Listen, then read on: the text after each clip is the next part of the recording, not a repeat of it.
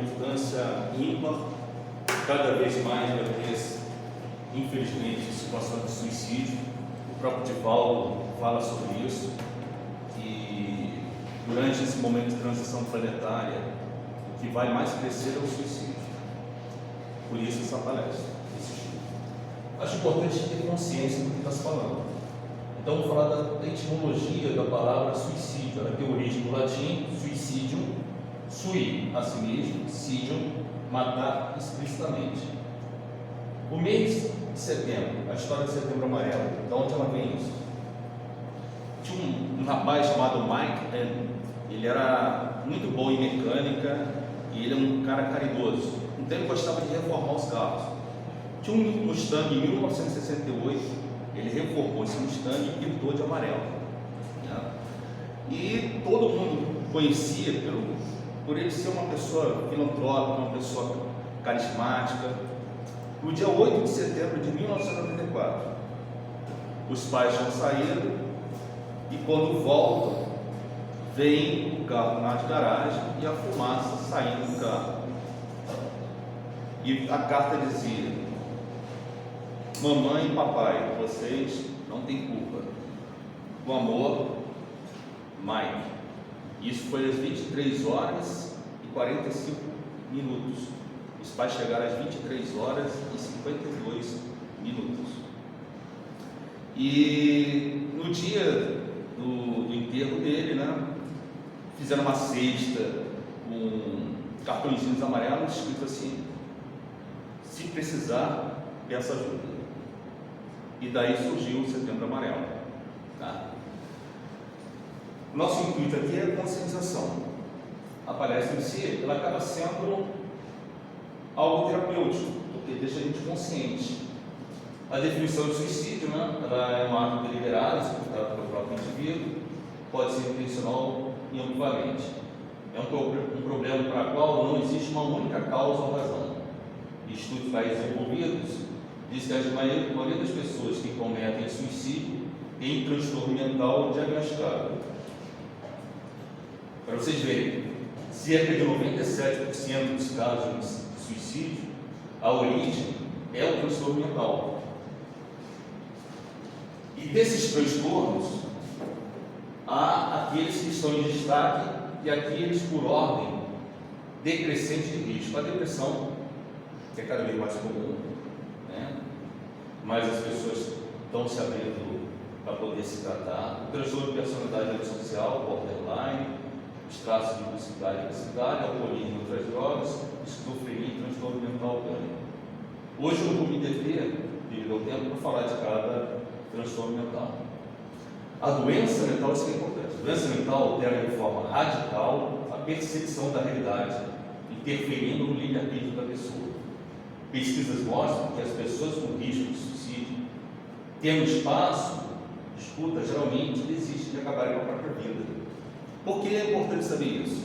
Porque, sendo a pessoa tendo o seu livre-arbítrio comprometido, a gente não deve ser o primeiro a tacar a pedra ou ter algum tipo de preconceito, porque a pessoa não fez com o seu livre-arbítrio na íntegra. E lembrar que é importante ter um espaço. A pessoa chegou até você, escutar é uma caridade. O que pode fazer para ajudar uma pessoa que pensa em cometer o suicídio? Ouvir, mostrar empatia e ficar calmo, ser afetuoso e dar apoio, explorar outras saídas além do suicídio, tomar atitude, voltar aos outros, conseguir ajuda e acolhimento. Então, você ter o ato da empatia é ela que leva a caridade e a solidariedade, você se conseguir se colocar no lugar do outro. E para isso você tem que ter uma sensibilidade, para isso você tem que ser uma pessoa que tenha uma humanidade em si, tá? O mais importante, se alguém chega para falar algo, principalmente suicídio, você tem que tentar manter a calma. Não pode ficar assustado, porque a pessoa vai se inibir para falar, né? E você tem que mostrar, não quer dizer assim, isso vai ficar tudo bem, né? Ou desafiar a pessoa a continuar em frente, se o que não fazer. Ou dar falsas garantias, ou achar que é trivial, ou jurar segredo, que é um problema. Você tem que fazer o seguinte: apoiar, tentar mostrar outras saídas, tentar convencer a pessoa que isso é uma ideia que não é o melhor caminho, independente da pessoa ter religião ou não, independente do que for, você tem que tentar convencer dentro das suas limitações, pedir ajuda, e isso não pode ficar guardado em segredo, para que consiga proteger essa pessoa. O acolhimento, sim, é importante você acolher. Hoje a gente vê uma sociedade que é só correria, né? O custo de vida é cada vez pior. Então as pessoas não têm tempo de diálogo, não têm tempo de tocar, se toca no outro fica assustado, né? A gente tem uma cidade muito violenta, então a gente vive desconfiado o tempo todo, em alerta o tempo todo. Então, e muitas das vezes você não percebe aquela pessoa que está adoecida. O Mike M, ninguém percebia a angústia dele, né? E tantos outros que faleceram, você olhando por fora acha que a pessoa está bem, e não está, né? O Robin Williams, lembra dele? Comediante, né? Quem diria que ele estava sofrendo de depressão, de alguma angústia? As barreiras à detecção e prevenção do suicídio: preconceito, tabu, estigma, razões religiosas, morais e culturais.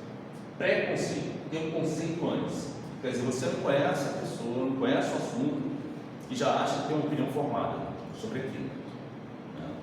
Então, até mesmo para responder, por isso eu falei da história da etimologia, para a gente saber o significado das palavras, para a gente saber empregar o significado das palavras. Sabendo empregar o significado das palavras, isso ajuda muito no raciocínio e ajuda muito a empatia. Então, você tem um conceito de algo que você não conhece, não vai dar certo, né? Você tem que procurar, por mais doloroso que seja o assunto, tentar saber. Ignorar não vai fazer o assunto desaparecer, muito pelo contrário. O tabu, não vou tocar nesse assunto. Às vezes a pessoa acha que se tocar no assunto vai atrair suicídio em torno dele. Não é assim. Se fosse assim, uma pessoa que dá uma palestra sobre câncer já tinha morrido só para falar de câncer, né? Falar sobre AIDS, pegava AIDS. Não é assim, né? Então às vezes as pessoas têm um pensamento mágico e isso fica tabu, muitas das vezes. É algo que, se você falar, diz que a pessoa é um fraco, não se mede se é fraco, se é forte, se está bem. É uma situação que todos nós somos candidatos, todos, e nossos familiares, nossos amigos. A pessoa fica estigmatizada, a família fica com estigma, ela fica com aquele rótulo, né? Morreu, alguém da sua família se suicidou, e fica aquele rótulo. Razões religiosas, sabemos que algumas religiões, né, falar de suicídio é um problema. Algumas religiões acreditam que a pessoa que cometeu o suicídio, ela fez um ato contra Deus, que como se fosse um presente à vida e jogasse fora, mas não é tão simples assim. A pessoa, é claro que 3% são outras razões, mas a pessoa está doente, está em sofrimento. Então julga-se em algumas religiões que vai para o inferno, vai para um lugar muito ruim. Se Deus é amor e Deus é onisciente, será que Ele não sabe o que acontece dentro de nós? Não sabe do adoecimento, sabendo que a pessoa doente vai colocar ela sofrer? Claro que não. Ele, com o amor dele, Ele vai acolher. E Jesus ensinou: perdoar 70 vezes 7. Isso é muito importante, a gente tentar colocar em prática o ensinamento de Cristo. As razões morais, né? Começa a julgar a pessoa, se é boa ou má, e fica aquele rótulo, e é uma coisa radical. Na verdade, todo mundo, ninguém é totalmente bom, nem totalmente mal. O que vale é a intenção. Se você tem intenção de fazer o bem, mesmo que dê errado, você é uma pessoa boa. E se você se esforça para isso, você é uma pessoa boa. Culturais também, né? Existem algumas culturas em que o suicídio era prática comum, mas ninguém ia cometer esse suicídio alegre, ia sofrendo. A pessoa era coagida a fazer isso, porque ia agradar os deuses, que conseguia aplanar qualquer tempestade, que melhoraria a colheita. São crenças. E aí hoje, né, esses irmãos que homens-bombas, eles se suicidam como se fosse uma missão, como se fossem heróis. Porque eles acreditam que eles vão com Éden. A mesma coisa acontece com os kamikazes. Os kamikazes, eles acreditavam que realizar o suicídio é algo honroso. E uma coisa a gente tem que tomar cuidado com as palavras. A pessoa fala assim: eu não tenho coragem de cometer o suicídio. Todo mundo, de alguma forma, é orgulhoso. Pô, se cometeu o suicídio, sou corajoso. Não, e nem um covarde. Nem uma coisa nem a outra. É o caminho do meio. A pessoa adoecida, que está sofrendo. Então não se classifica em corajoso nem em covarde. Não está no âmbito da classificação.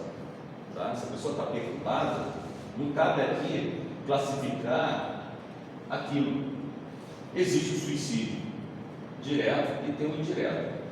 O direto é aquele que você faz com intenção da morte imediata. E o suicídio indireto é aquele em que atos a longa data, exagerar no uso de bebida alcoólica, fumar, fazer uso de drogas ilícitas, ter um abdômen pomposo, pode trazer várias doenças, não cuidar do colesterol, não cuidar da pressão alta, não cuidar da glicose, ou ter a insônia em si. Como é que você percebe que a pessoa está doente? A insônia fala a favor disso. Então a pessoa que está ou insônia ou dormindo demais, ela já está adoecendo mentalmente. E por que a insônia também pode levar a um suicídio indireto? Porque o cérebro passa por um sofrimento e ele é o computador. Com isso vai ter falência de outras partes, tudo está interligado. O sedentarismo, as pessoas gostam muito das coisas muito fáceis, é um medicamento que emagrece, a pílula que emagrece, uma fórmula que emagrece, uma dieta mágica que emagrece. Dormir, tomar remédio para dormir. Remédio para dormir, que a gente vai falar sobre isso. Foi até bom você falar. Benzodiazepina. O que é o benzodiazepina? São aqueles todos de tarja preta. Diazepam, Rivotril, Promazepam, todos esses alprazolam são de tarja preta. Eles não são proibidos de usar, eles são chamados ansiolíticos. A palavra lise quer dizer destruir, a ansiedade. Mas ele não é para usar por muito tempo, no máximo 3 meses, acompanhado de um antidepressivo. Se a pessoa só trata com benzodiazepina, ela não está se tratando. Porque a pessoa começa a ter aquele alívio, mas o benzodiazepina por si só, ele começa a deprimir o sistema nervoso, aumentando a depressão. Com o tempo, ele já não tem mais efeito. Mas se você não der o medicamento, a pessoa fica como uma pessoa usuária de droga lá, quebra tudo para ter o medicamento. Depois, ao invés de ele ser contra a ansiedade, ele vai promover a ansiedade. Mas por que é prescrito isso? Porque uma pessoa está na crise, a família está muito nervosa, fica com um SOS, mas apontando a retirada. Agora, tem pessoas que vão e ficam repetindo receita, ou ficam pedindo. Isso não é tratado. Isso não é tratado. Só carimbar é um mero carimbador. Pede, isso aqui é bom, e dá para o outro, você não é médico. É muito perigoso. Então, passou desse tempo, desses 3 meses, é claro, há exceções, passados os 3 meses, ele vai radicalizar, mas está com acompanhamento médico, mas ele apontando a retirada do benzodiazepina. Até mesmo para dar alta, se você tem uma depressão, primeiro sai ele, para depois sair o antidepressivo. Então são situações que ninguém pode dizer hoje que não sei, eu não sei, estou desavisado. A tecnologia, o tempo todo, o tempo real, acesso à tecnologia, não tem como você dizer, não sabia disso, que causa mais responsabilidade. Esse suicídio também seria involuntário, suicídio involuntário. O indireto seria involuntário. Em alta velocidade, o cara que pega o carro morto, em alta velocidade. Sim, aí depende da intenção dele. Ele pode pegar o carro com a intenção de jogar na parede. Ou ele gosta de correr e comete um acidente. se ele gosta de correr e comete um acidente, né, acaba sendo direto, porque foi imediato. Sim. Né? O que é indireto é ao longo do tempo, em longa data. Fatores de risco para o suicídio. A gente já viu a doença mental, sentimento de desespero, desamparo e desesperança. História de abuso sexual, bullying presencial e online, através da internet, smartphone, cyberbullying. Eu presenciei uma paciente, né, em que, infelizmente, ela tinha traços psicopáticos. E ela, através do Facebook, em consulta, né, antiético, não estou citando quem é, né, ela disse que, juntamente com uma outra pessoa de São Paulo, pegou uma moça que estava fragilizada e induziu ela ao suicídio. Então temos que tomar cuidado com isso.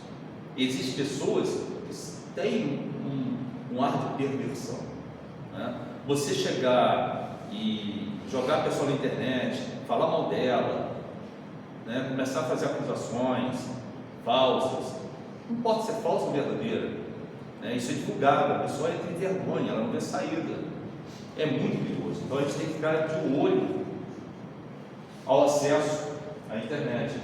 Doenças não psiquiátricas como HIV e câncer, a pessoa pensa, não tem saída, eu não quero passar por sofrimento, e aí na fragilidade ela comete abuso, dependência de substâncias psicoativas.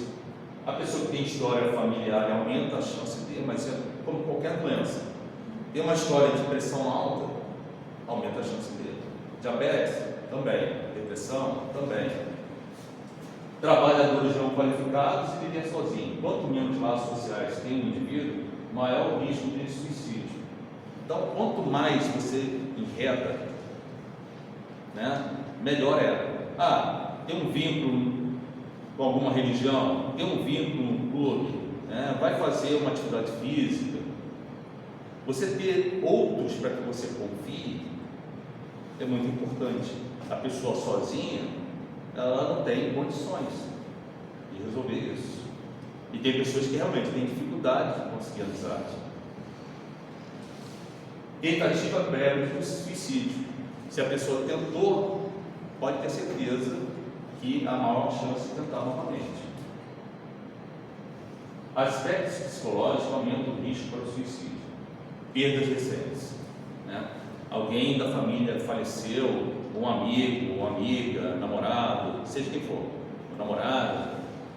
Isso mexe muito com as pessoas, porque tem muitas pessoas que vivem em função da outra, vinculadas em função da outra. Claro, tem um sentimento, tem um amor, fica um vazio, fica um sofrimento, entra em depressão, aumenta a chance, certamente aumenta a chance. Pouca resiliência. O que é resiliência? É a capacidade, igual uma fênix, você ressurgir das cinzas. Tem a dificuldade, tem o estresse, são aquelas pessoas que conseguem encarar essas situações com mais leveza, com mais sabedoria, ou aquelas que passam pelo sofrimento, pelo estresse e conseguem sair daquela situação. Uma pessoa que tem essa dificuldade certamente tem maior risco, pelo aspecto do perfil psicológico.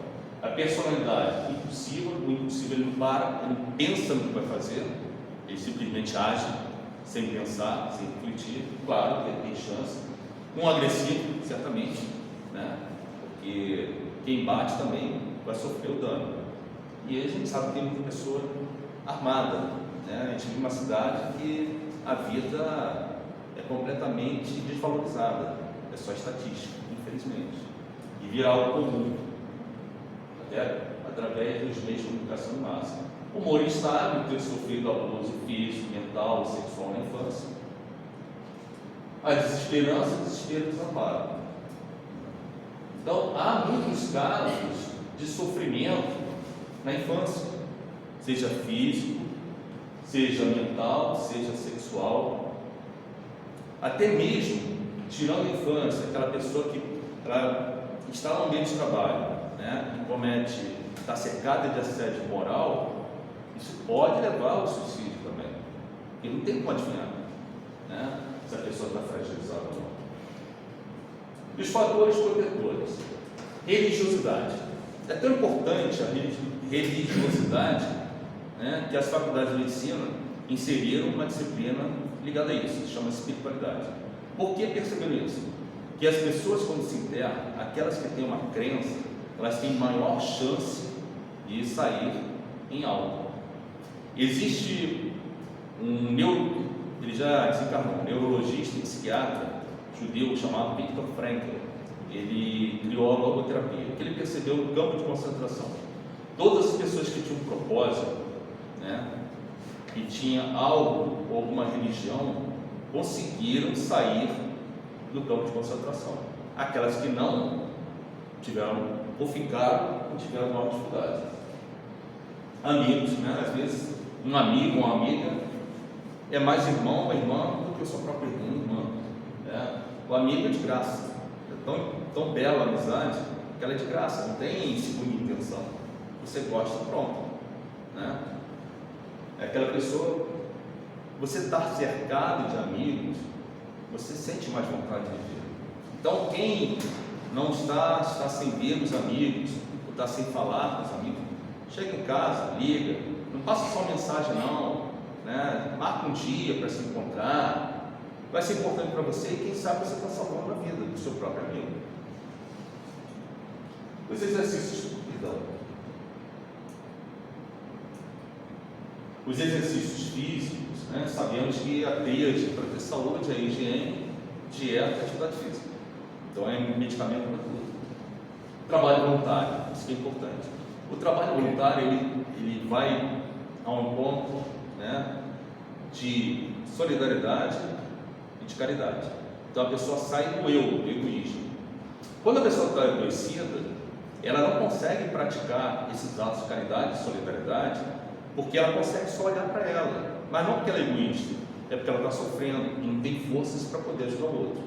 O trabalho voluntário não. Quando você faz o trabalho voluntário, o trabalho em si é terapêutico. Estudos mostram que as pessoas que fazem trabalho voluntário, elas vivem mais e têm mais saúde, porque elas veem que estão sendo úteis, né? O que faz muita pessoa decair é ela achar que ela é inútil. E com isso, obviamente, no trabalho voluntário você tem uma rede de pessoas, de amigos, de pessoas que você possa contar. Então, o trabalho voluntário é importantíssimo. Vou me aposentar. Tem que planejar a aposentadoria.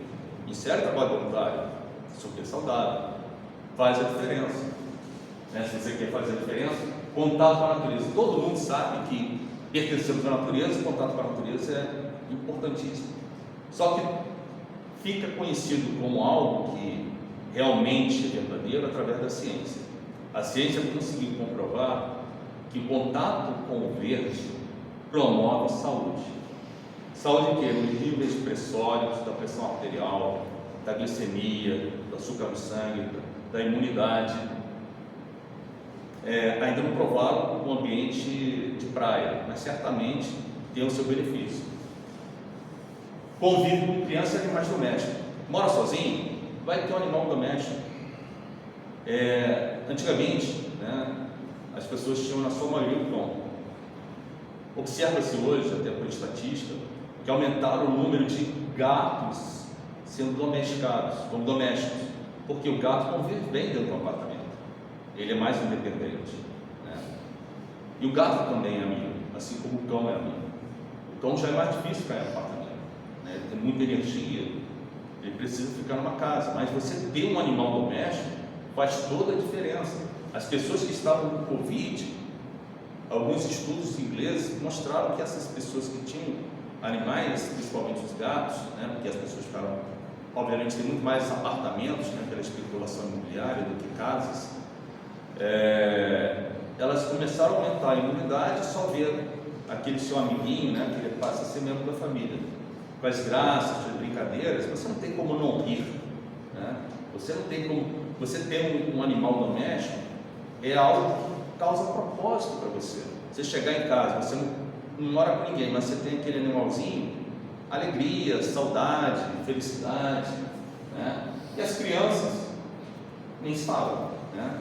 A criança tem toda aquela beleza, todo aquele carisma, senso de responsabilidade com a família, né? Eu estou trabalhando para ajudar meus pais, estou estudando para dar um futuro melhor para minha família. gravidez desejada e planejada. Né? Tudo tem que ser, por isso que a impulsividade é algo que leva ao suicídio. Então a gravidez que não é planejada mexe muito com as pessoas. Né? E quando ela não é desejada, ainda mais.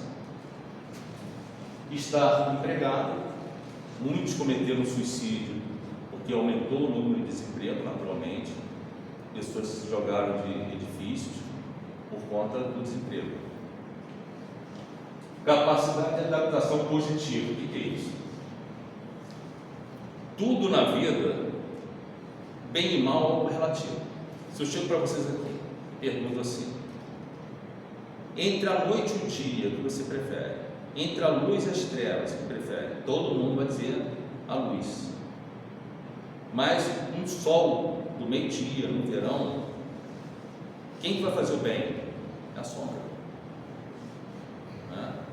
Se não existisse a escuridão, não existiria a luz, porque a gente não ia conseguir perceber nada. Então, se existe, se Deus colocou, se Ele construiu, é porque é muito importante. Então, toda a situação, você fez sinal para o ônibus não parou, né? Manda ele com Deus. Né? Pode ser que apareça um amigo, ou uma pessoa conhecida, que você não viu há muito tempo, que te indica um curso, que fala de um trabalho, né? Ou evite um acidente. E é você pegar o limão e transformar em limonada. Capacidade de resolução de problemas. Tem pessoas que têm mais facilidade, né? Mas são as pessoas que conseguem encarar tudo com leveza. A pessoa que é preocupada, a pessoa que é ansiosa, ela vê um problema muito maior. Muito maior. Quantas coisas que o ansioso sofre por antecipação, chega lá, sofreu muito, para quê? Às vezes resolve sem ninguém interferir. Não é aquela música do Zeca Pagodinho, né? Acho que é do Zeca Pagodinho, deixa a vida me levar. Tem coisas que você faz o que é possível. O impossível você entrega para Deus. Não adianta você ficar ligando para a pessoa toda hora, onde você está. Você vai conseguir chegar na velocidade da luz para poder salvar a pessoa? Não. Né? Não, você tem que entregar para Deus. Olha, faz as suas orações, né? Pede a Deus, porque o que tiver que ser, vai ser. Você faz aquilo que é possível. Senão a coisa fica muito grande. Não abusar de álcool e outras drogas, né? A gente sabe o que causa, né?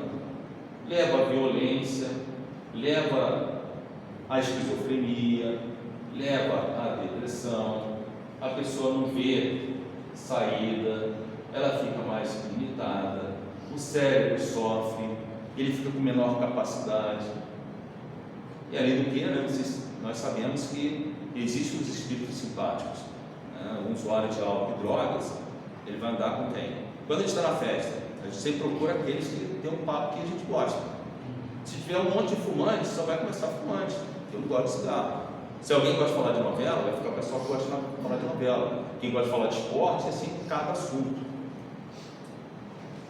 O acompanhamento psicoterapêutico ou psicológico está em tratamento psiquiátrico, caso seja necessário. Essas duas áreas em si, né, alunos da boca, principalmente na psiquiatria. Na psicologia, o pessoal acha que não vou lá para blá blá blá. Não é blá blá blá, né? É uma pessoa que estudou, que sabe como funciona a mente, e todas as técnicas usadas, né, elas fazem a pessoa refletir, faz a pessoa ver de outra forma. E quando você está no ambiente psicoterapêutico, os neurotransmissores, né, que são importantes, serotonina, dopamina, adrenalina, todos esses são trabalhados, ajudam no funcionamento cerebral. E o tratamento psiquiátrico? A pessoa acha que quem vai ao psiquiatra está maluco. Isso é uma forma assim desrespeitosa de falar de alguém que está adoecido. Ninguém fala com uma pessoa que está com câncer, lá vem o canceroso. Pessoa que está com AIDS, lá vem o aidético. Ninguém fala isso, né? Mas por que isso? Tem uma história para explicar isso, mas não vai caber aqui hoje. E muitas das vezes a pessoa não se trata porque se preocupa com o que o outro vai pensar. o que o outro vai pensar. Esse negócio de preocupar o que o outro vai pensar atrapalha muito. Você tem que primeiro se perguntar: o que eu estou fazendo é com boa intenção? Vai prejudicar alguém? Honesto? Vai. Às vezes a pessoa também não quer um psicólogo ou psiquiatra, e para ir tem que ter coragem. Você vai trabalhar os seus demônios, né? Mas é um caminhar junto. O medicamento não causa dependência, pelo contrário, ele promove a independência. Se você não faz uso do medicamento, se for uma depressão, você não consegue trabalhar, não consegue estudar, não tem contato com a família. Ao usar ele de forma adequada, você restabelece o gosto de viver, o prazer em viver. Então você retoma esse laço familiar, né? Esse laço social, acadêmico, laborativo, começa a abrir o leque, você começa a ver de forma diferente. Agora, comparado, o medicamento psiquiátrico é comparado ao medicamento para pressão alta e diabetes. Se você não usar o medicamento para pressão, vai ter um AVC que você vai depender até dos outros para limpar você. Então, o medicamento psiquiátrico não causa dependência, nem faz ficar maluco. Não tem medicamento psiquiátrico forte e nem fraco, tem um adequado. É necessário, a gente tem uma composição bioquímica. A gente precisa de alimento. Mesma coisa com medicamento. Então, irmão, tem que usar os dois em conjunto. A psiquiatria para poder dar o remédio, para poder equilibrar o organismo, e a psicologia para poder arrumar a alma, né? As ideias. Isso assim, de uma forma geral, mas a gente não pode assim radicalizar. A psicologia, ela trata os transtornos que estão leves, os moderados e graves é a psiquiatria. Então, um psicólogo, se ele tiver uma sensibilidade, ele vai encaminhar um psiquiatra para fazer um trabalho em parceria. Mas se ele perceber que dá conta daquilo, isso ajuda a organizar e prevenir outras coisas. Quando é psiquiatria, foi direto para o psiquiatra. O médico vai perceber se essa pessoa tem as condições ou se vai ser beneficiada pela psicoterapia. Pode ser com um tratamento, a pessoa começando a estabilizar, ele vai falar, faz terapia. Por quê? A chance de recaída diminui muito, né? Uma alta médica não significa que você nunca mais vai adoecer. Você fratura um osso, você nunca mais vai quebrar, ele fica quebrado? Não, pode fraturar. Mas você já sabe, não, tem que se alimentar de mais cálcio, tem que pegar sol, tem que fazer musculação. Você sabe o caminho das pedras. Então é importante. Se a desvalorização da vida, o CDV, né? É algo que tem uma diferença enorme, vai muito ao encontro dos trabalhos de Carl Roger, que é embasado muito nele. Você tem alguém para disputar, né? Alguém que pouca divulgação. Pouca divulgação. Então esse telefone tem que ser colocado, é um fator protetor. São voluntários que ficam ali para disputar. Ele não vai te julgar, ele só está ali para ouvir. Isso é algo que salva vidas. Quem podemos e devemos pedir ajuda? Os pais, familiares, confiança, amigos, psicólogos, professores, né? Amigos. Tão importante que amigos. Serviço de atendimento para ter as classes espíritas. Às vezes a pessoa não tem um bom laço familiar, tem dificuldade, às vezes os pais não têm diálogo, né? Tem uma dificuldade de aproximação, e não tem os pais para começar, às vezes não tem pai, não tem mãe. Então, quem vai procurar?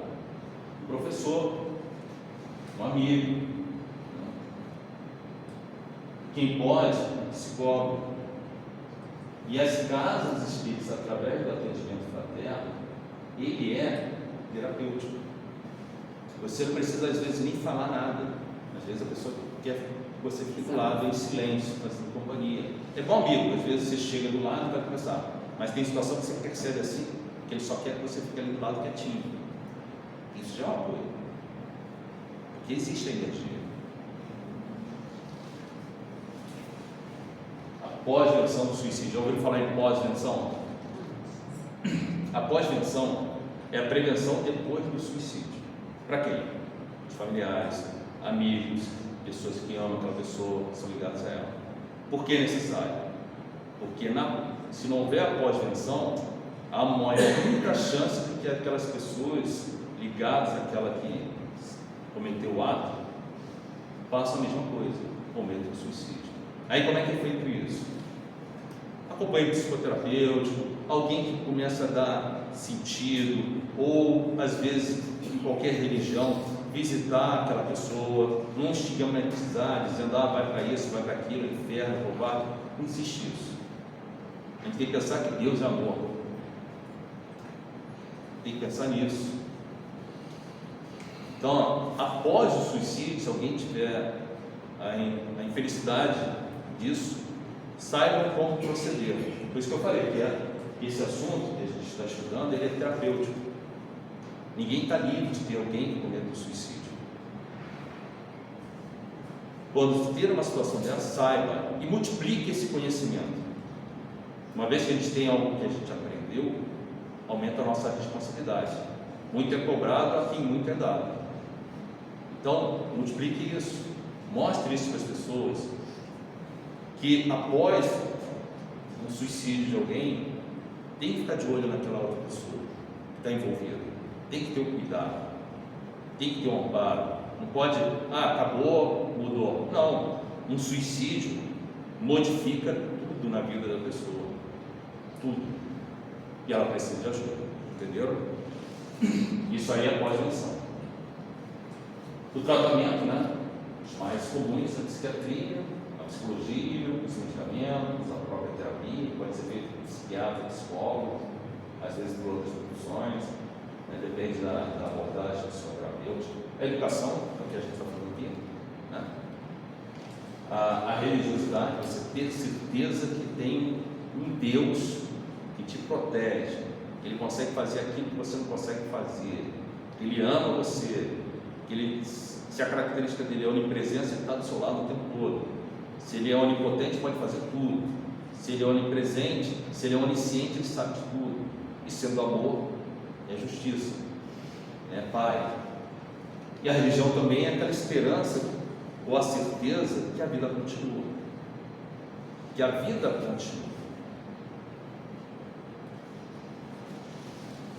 que de fato a morte não existe, sabe disso. O apoio familiar, diálogo e compreensão. Diálogo. Certa vez eu dei uma palestra para um grupo de alunos sobre prevenção do suicídio.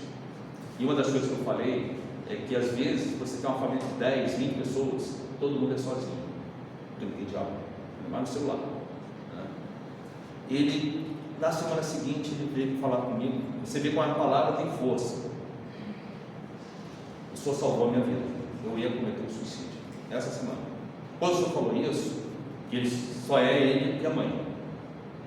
Então a mãe trabalha o dia inteiro, ele trabalha o dia inteiro para poder sobreviver. Ele combinou, botou um papel e imã de geladeira, que até eu acho que seria uma coisa parecida. Escreveu: mãe, vamos combinar de nos encontrar. Aí ajustou lá o trabalho de cada um, conversou com os seus chefes. E esse fato de ter conversado com a mãe fez total diferença e salvou a vida dele. Então, como é importante a força da palavra. Às vezes uma palavra agressiva é mais forte que um chute, um soco. Então a gente tem que saber medir as palavras. Vai beber água, igual o nosso lar. Vai pensar besteira? Bebe água, para e pensa. Ter objetivo, ideal, metas, algo que dê sentido à vida. Consequências espirituais do suicídio. A literatura espírita nos relata e ensina as consequências graves desse ato, citando os livros Céu e Inferno, as psicografias do Francisco Xavier, a Ivone do Amaral Pereira, de Paulo, entre outros. Então, há conhecimento, ainda mais com a internet, não tem como ter barreiras. Você pode ter o conhecimento em tempo real, você tem palestra. O perispírito é afetado, tendo consequências físicas e mentais nas próximas reencarnações. Quem comete o suicídio não ficará livre do sofrimento quando desencarnado, pois o espírito descobre que ainda está vivo. Quantas vezes no trabalho da desobsessão a pessoa fica, que vem, né, está adoecido, ele fala, pô, ainda estou vivo, né, porque é um enfrentamento. Por que muitos não querem reencarnar? Porque é um enfrentamento. E a pessoa vai sentir aquilo durante o tempo que ela teria que viver, todas as dores daquele ato, e fica repetindo, e vai ficar uma marca para diante. Se uma pessoa deu um tiro no crânio, ou ela pode vir com, entre aspas, chama-se idiotia, mas não é melhor essa palavra não, com algum retardo mental. É claro que também quem faz mau uso da inteligência também virá com o mesmo problema. Tem um problema de coração. Às vezes você tem uma criança que ela morre de câncer e quem fuma, câncer no pulmão. Como? O DNA já vem programado para isso. E isso serve para quê? Para expurgar, para melhorar. Eu vou tentar falar aqui desse livro aqui, O Suicídio e Suas Consequências, do Gerson Simões Monteiro. E vou pegar esse capítulo aqui, vou tentar falar breve. Tremenda surpresa. O irmão X, que é o Roberto de Campos, ele se encontrou, na outra dimensão, com uma moça de 32 anos, que deixou o esposo e o filho, novinho. E aonde vem a história? Ela era uma pessoa que estava percebendo que havia uma adversária, que o marido tinha se interessado. Então, para poder chamar a atenção, ela cometeu suicídio. E com isso, o que aconteceu? Ela não possuía fé religiosa, o que dificulta. Ela padeceu terrível sofrimento ao verificar que estava desencarnada. Ouviu os lamentos de seu marido e do seu pequeno filho a suplicar socorro. Quando o rabecão lhe arrebatou o corpo imóvel, tentou ficar em pé, mas não pôde. Ela estava ligada ainda. Atirada a um compartimento de necrotério, chorava de enlouquecer. Ao se ver desnuda na mesa de necrópsia, de imediato tremeu de vergonha. Depois de 2 moços abrirem seu ventre sem nenhuma cerimônia, na necropsia, aguentou duchas de água fria nas vísceras expostas. Imagina, a água fria já incomoda, uma víscera exposta é dor, muita dor. Orava à maneira dos loucos, desesperados, sem qualquer noção de Deus. Muitos amigos e parentes encarnados, embora procurassem auxiliá-la, não conseguiam, porque, dada a sua condição de suicida, continuava em plenitude das forças físicas. Assistiu ao próprio enterro, um terror que se pode imaginar. Estando mentalmente cega de dor, não podia enxergar os benfeitores. Ela não sabe quanto tempo ela ficou na cela do sepulcro, que ela estava ligada ao corpo. Então ela assistiu os vermes corroerem, toda a decomposição, sentiu o cheiro e tudo mais. Depois que terminou um tempo, que ela teria que estar viva, ela conseguiu ficar de pé. E depois de muito remorso, de oração, os espíritos missionários vieram para poder ajudá-la. Aí ela contou a história que eu falei. E o Humberto de Campos pergunta se vale a pena. Ela falou, apenas complicações. Após 6 anos de ausência, ferida por terríveis saudades, obtive permissão para visitar a residência que eu julgava como sendo minha, na casa do Rio de Janeiro. Tremenda surpresa. Em nada adiantara suplício. Meu esposo, moço ainda, necessitava de companhia e escolhera para a segunda esposa a rival que eu abominava. Ele e meu filho estavam sob os cuidados da mulher que me suscitava ódio e revolta. Então, o suicídio não é a melhor saída. Em hipótese alguma, é a melhor saída.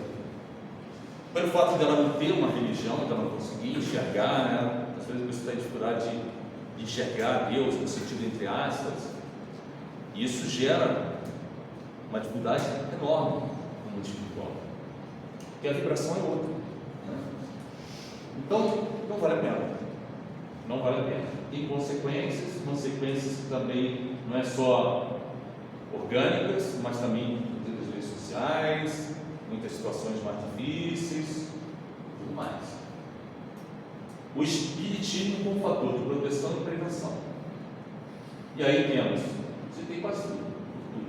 O Evangelho lá, né? Conta-se uma história, não lembro de onde, que tinha uns espíritos que estavam mais ligados à terra, que estava chovendo. E eles se sentiam molhados, eles fugiram para as casas. Teve uma casa que eles não conseguiram entrar. Nessa casa tinha muita luz, era uma casa que as pessoas faziam o Evangelho lá. O atendimento fraterno, os passes, a água frutificada, a educação que forma tudo, a evangelização das crianças, das palestras, dos estudos, isso aqui que a gente está fazendo faz parte da educação. Na casa espírita, para crianças, adolescentes, adultos, jovens e idosos. O trabalho da cura, o trabalho da desobsessão, a psicografia, que traz assim a esperança e a certeza, né? E as visitas domiciliares. Quem não gosta de receber a visita de um amigo, de quem gosta muito de você? Ensina Jesus: vigiai e orai. Observação: não olvidar, não esquecer e não abandonar o tratamento médico aqui na Terra, em psiquiatria. Estou falando de psiquiatria porque é o que trata esse sofrimento. Fazer as pazes com o medicamento, tá? Fazer as pazes com o medicamento. Medicamento não causa dependência, ele promove a independência. Não está dando certo, demora por quê? Porque a fisiologia do cérebro, a anatomia, quem fez dessa forma, é uma lei da natureza. Então o medicamento ele passa pelo trato gastrointestinal, parte dele se perde. Ele passa pela barreira hepática, tudo é proteção. É como um exército, parte se perde. Vai para a barreira hematoencefálica, parte se perde. E tem que entrar nas sinapses, são bilhões de neurônios. Saiba também que a pessoa não adoeceu mentalmente naquele dia, ela já vinha adoecida há anos. Quantas pessoas que eu vi que tratadas de depressão, elas percebem que eram deprimidas desde criança, que passou a vir um outro colorido. Então tem que fazer parte. No dia que quando eu estiver bem, eu paro de tomar, né? Não vou tomar porque Jesus me curou. Não é bem assim, né? Tem uma passagem na Bíblia, em Eclesiastes, que fala exatamente isso, Eclesiastes 1, versículo 5 a 8, que fala exatamente que Deus colocou os medicamentos e os médicos e que eles são necessários. Porque é importante às vezes a gente saber essas partes, que é importante para nós que somos cristãos, porque ao cuidar de alguém, seja como for, se a pessoa tem uma determinada religião e você consegue falar algo da religião dela, mais facilmente você vai acessar essa pessoa, porque está falando a língua dela. É como se eu for num país diferente, vou para a França, se eu não falo francês vai dificultar, né? A gente está falando a língua daquela pessoa. Dessa cultura geral faz parte. No dia que eu for tomar um medicamento eu vou beber. Dançou todo, que tem gente que faz uso de bebida alcoólica e acha isso. Só que o medicamento não sai do sistema nervoso, o álcool vai interagir, a interação medicamentosa vai atrapalhar o tratamento, que é um investimento, pode fazer adoecer mais daquele problema, ou fazer emergir aquele que está quietinho. E diminuir a concentração do medicamento. Estou bem, vou parar de tomar um medicamento. Isso aí é uma loucura. E o medicamento não sai rápido. O medicamento de pressão é rápido, então a pessoa sente a diferença. Para começar tem um médico, para sair do medicamento tem que ter um médico. Não gostou do médico, já tem que ter outro médico. O médico, a mesma coisa na terapia. Eu vou sair do terapeuta que eu não gosto, da terapeuta que eu não gosto, mas já tem que estar o outro na semana seguinte, porque parou, sabe que vai ficar para depois, amanhã eu vou, outro dia eu vou, e não vai. A reforma íntima, né? O que a gente fala aqui, como fator de prevenção, a gratidão. Quer ver você perceber o quanto você é rico? Pega uma folha de papel e começa a agradecer das coisas mais simples. Eu tenho olhos, enxergo, eu falo, eu ouço, eu ando, tenho pernas, tenho mãos que funcionam, eu tenho comida, eu tenho teto, eu tenho pessoas que gostam de mim, eu posso me vestir, eu posso me alimentar, eu posso estudar, né? Quantas coisas, faz essa lista em casa, isso aí é terapêutico, de gratidão, você vai perceber assim, caramba, praticamente não falta nada, isso aumenta a autoestima. Perdão e auto-perdão, é difícil às vezes perdoar, mas é importante perdoar, porque quem é mais envenenado é aquele que não se perdoa, e daí pode virar até um obsessor, né? A obsessão ela pode ser do encarnado para o encarnado, do encarnado para o desencarnado, do desencarnado para o desencarnado e do desencarnado para o encarnado. E há pessoas que faz a auto-obsessão e o auto-perdão. Tem pessoas que são tão rígidas que elas não se permitem ser perdoadas. Tem que saber os seus limites, saber se perdoar, né? Às vezes as pessoas elas cometem o suicídio porque elas não podem errar. Ressignificação. O que é ressignificar? É você dar um novo significado a alguma coisa. Deu o exemplo aí das trevas, da noite. É do mal? Não, não é do mal. Ela tem um propósito, ela tem um lado bom. Eu tenho uma dificuldade, eu tenho um problema. Como é que o carvão se torna diamante? Lembre-se, a natureza nos ensina. Tem o próprio Leão Denis, nós fazemos parte da natureza. Então, a gente esquece de seguir as leis naturais. O carvão se torna diamante por quê? Com alta temperatura e alta pressão. Como é que o aluno passa de ano? Estudando, fazendo prova. Como é que você consegue ficar forte? Malhando. Dói, mas só assim. Ninguém fica musculoso assistindo a aula na academia. O autoconhecimento, você vai conseguir isso na terapia, saber respeitar e aceitar os seus próprios limites. É importantíssimo isso. Isso vem também do autoconhecimento. O exercício da humildade. Às vezes tem casos que a pessoa comete suicídio, aí seria os 3% por orgulho. Às vezes acontece isso. E a humildade atrapalha o quê? A pedir ajuda, a se tratar. O que os outros vão pensar de mim? Esse negócio do que os outros vão pensar de mim atrapalha muito. O exercício da caridade, né? Trabalho voluntário. O exercício da paciência, a impulsividade, é o oposto da paciência. A paciência é a ciência de ter paz interior. Então, se eu conseguir isso, oração, contato com a natureza, trabalho voluntário, e o exercício da fé, né? A fé, chegaram uma certa vez e perguntaram ao Jung: Doutor Jung, o senhor acredita em vida após a morte? Aí ele: eu sei.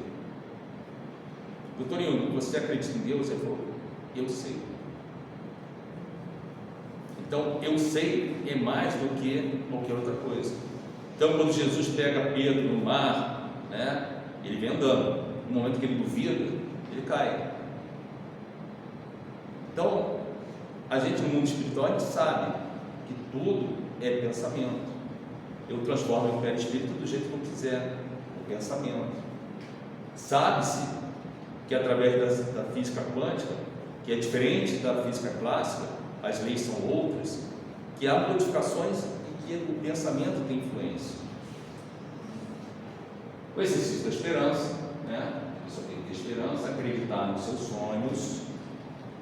Ninguém tem o direito de destruir a fé ou o sonho do outro.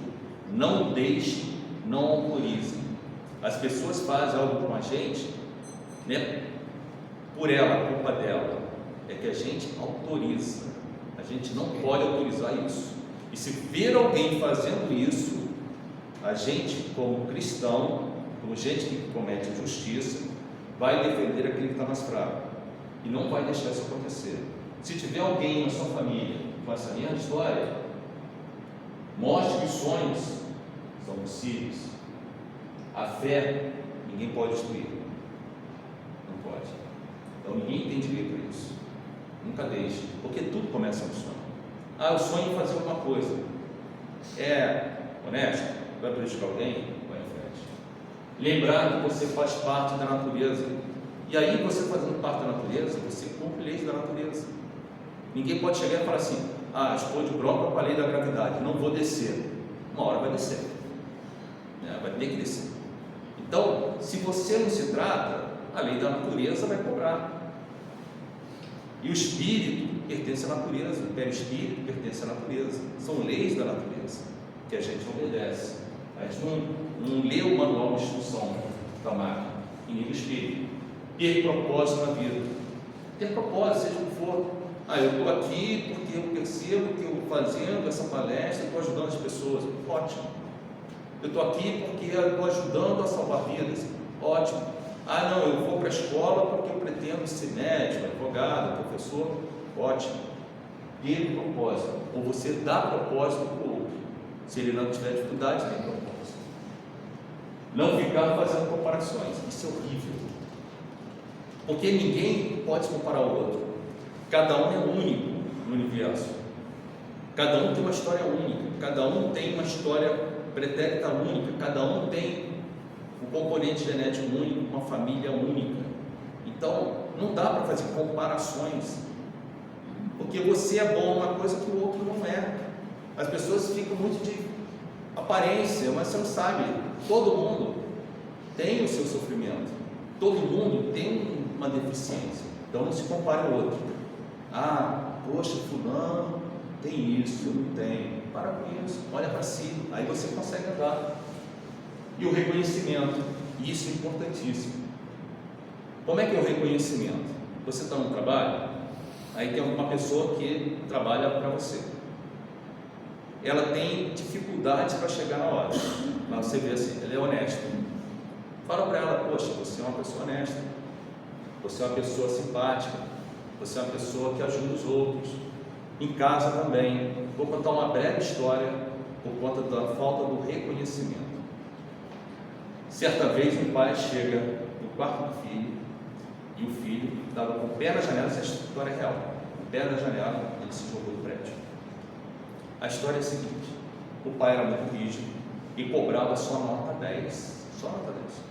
O filho ama o pai, mas o pai só via sentido se ele fizesse 10. 9,5 não servia, 9 nem pensar.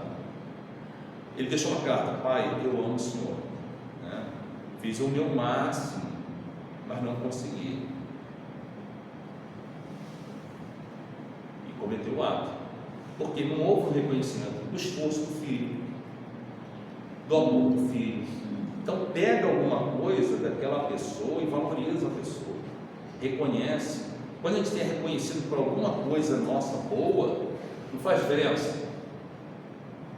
Então, o reconhecimento é terapêutico, tá? É terapêutico. Então, está chegada a hora, eu agradeço a todos a oportunidade.